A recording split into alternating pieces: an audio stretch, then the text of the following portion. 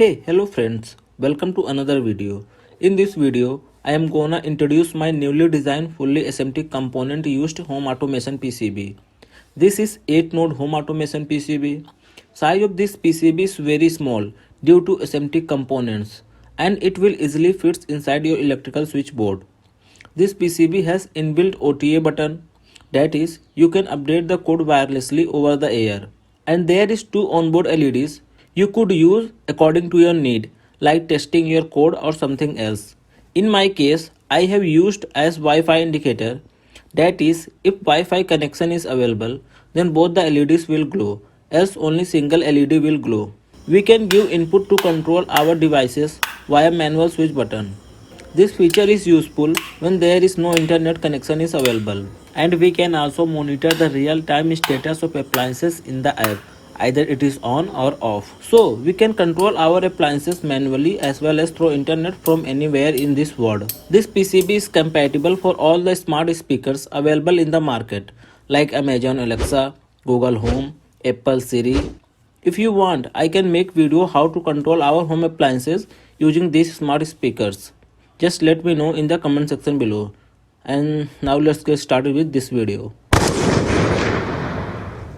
This video is sponsored by JLC PCB. JLC PCB is a well-known PCB prototype company in China. It is specialized in quick PCB prototype and small batch production. You can now order a minimum of 5 PCBs for just $2. For more details, check description. This is the schematic of today's home automation PCB.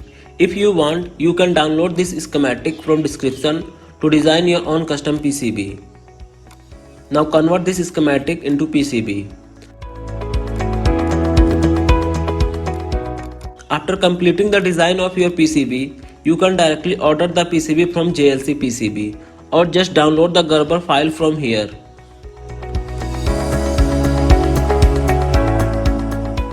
After that, go to JLC PCB website, then click on Quote Now button under the SMT assembly. After that, upload the Gerber file of your PCB.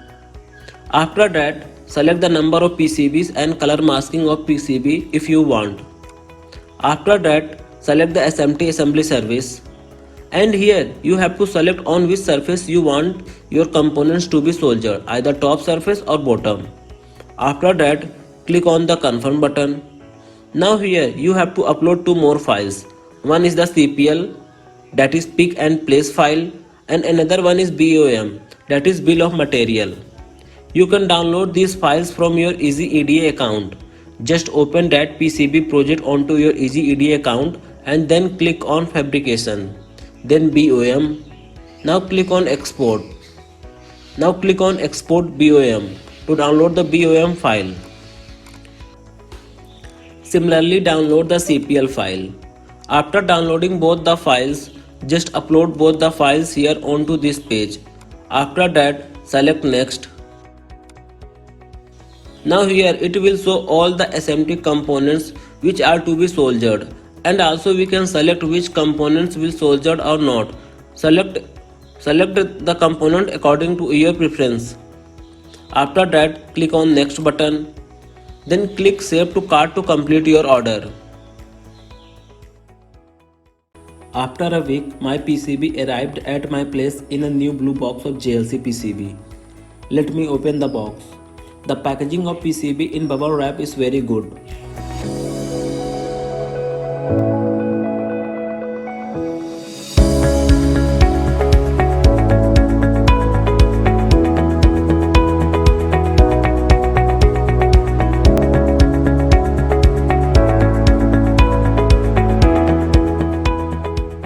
Here it is our home automation PCB. The quality of PCB is good and the SMT components are soldered well.